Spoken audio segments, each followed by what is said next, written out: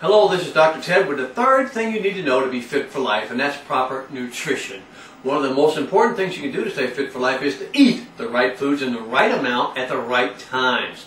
Most people have a basic idea of what foods are good for them, but for some strange reason, they don't seem to eat them, or at least eat them on a regular basis. If you were to ask them why they eat so poorly, the general answer is time, money, and availability. But I think it has a lot more to do with self-control than it has to do with time, money, or availability. Let's look at each of these three things and for not eating properly and see how valid they actually are. Time. A lot of overweight people will tell you that the reason they can't eat right is they don't have the time to go to a nice restaurant that serves good healthy food or the time to cook good healthy food at home. I don't buy that. It's just as easily refuted and can be overcome as a legitimate objection to eating right with a little planning and a little foresight.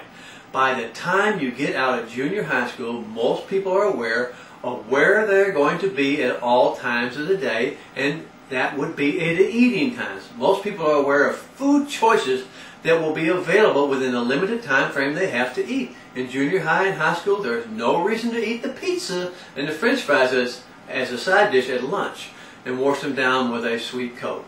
Every school in America offers students choices, and all the student has to do is pick up the vegetables and the meat and the salad instead of the pie and the french fries. I've worked at high schools and junior highs in Dallas all the time over the last 30 years, and I get a chance to eat lunch at them.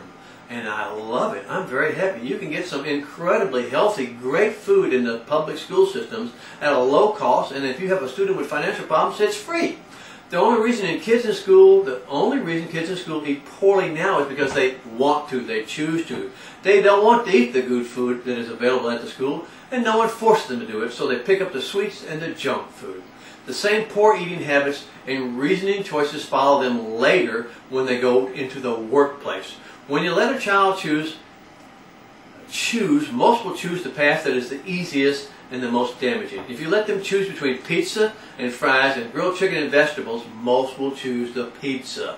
I'm not saying that you should force a child to eat right, but what I am pointing out is that the poor eating habits are ingrained in children from junior high, elementary, all the way through high school, and it continues their entire life, causing them to be out of shape, overweight, and definitely not fit for life. The same thing applies to the workplace. When the child gets older, if you've been working at a business or a job for more than a few weeks, you know exactly what time and what your food choices are and the time constraints that you have. If there are no healthy choices available close enough for you to go run to and get a good lunch, then you might actually have to consider bringing some healthy food to work with you.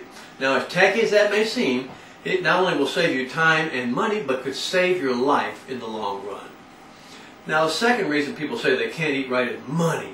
Money is more important than anything. It's more important than any time I can remember in the last 45 years, and things don't look like they're going to get any better anytime quickly.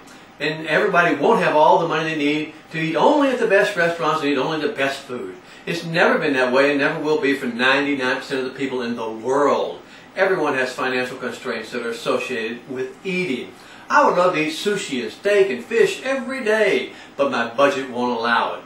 But I'm sure there are a lot of foods, and I know there's a lot of foods you like to eat on a daily basis, but you can't afford to eat on a daily basis. That does not mean that you cannot afford to eat healthy foods every day. Tuna fish costs very little. Chicken is cheap, and vegetables are cheap. Almost every food that is good for you is relatively cheap. And I simply refuse to believe that you can afford to eat junk food, but you can't afford to eat healthy food. It costs just as much to eat a Big Mac and fries and a soda as it does to eat some chicken and vegetables at home. Don't tell me about the time problem. We've already solved that. It costs a lot more to eat out and eat poorly than it does to eat at home and eat correctly. The reason you're eating poorly is not because you can't afford to eat right, it's because you didn't make the right choices with your food budget. The last reason people use for not eating right is availability. It's really another version of time. People will tell you there's nothing near them that is good to eat. This is really the same thing as the time problem, and it's solved by bringing food with you then, or by actually having food near you that is better for you and eating that. If you only only choice for lunch is McDonald's, then don't get the fries, get 2 chicken sandwiches and 2 hamburgers and put the meat together and only eat 1 bun. Never use mayonnaise on your burgers or any food that you have. Don't use the mayonnaise. If you get a drink, make it unsweet tea or a Diet Coke or water. There's a good reason to drink. There's never a good reason to drink a regular Coke that has 12 teaspoons of sugar in it and think that you are actually doing anything that's healthy for your body. So let's summarize. The predominant reason people give for not eating right is time, money, and availability, and these are not justified by the real facts. You can bring your food with you. You will spend less time on the good food and making the good stuff than you would on eating the junk food. And if you're forced to eat at a fast food restaurant, you can make the right food choices there too. You can eat right at McDonald's, and you can live a long, healthy life. It's simply a matter of will you, not can you. I'll be doing a series article on the food groups and menus and some following things. But this is Dr. Ted Gambardella. I'll see you next time with more tips on how you can have a lifetime of fitness.